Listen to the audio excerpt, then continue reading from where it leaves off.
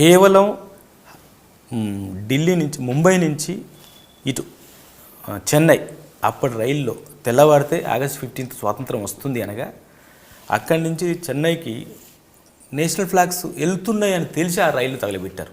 దారిలో వెళ్తున్నాయి, వీళ్ళకి రావద్దు. ఊర్లలో ఈ 3 రంగుల జెండా కనిపిస్తే చంపేశారు.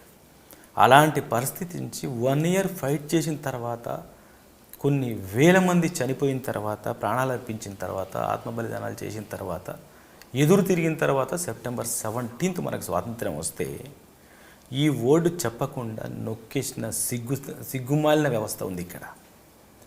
ఉన్న రాజకీయ వ్యవస్థలో ఎవడికి వాడి అధికారం కోసం, ఓట్ల కోసం మన అస్తిత్వాన్ని తొక్కేసి, మన ఆలోచనల్ని తొక్కేసి, మన పూర్వీకుల పోరాటాన్ని తొక్కేసి దీనికి పేర్లు మార్చుకుంటూ వచ్చారే కానీ నిజాన్ని చెప్పలేకపోయారు. కేవలం ఓటు బ్యాంక్ రాజకీయాలు చేసి మన అస్తిత్వాన్ని తొక్కేశారు.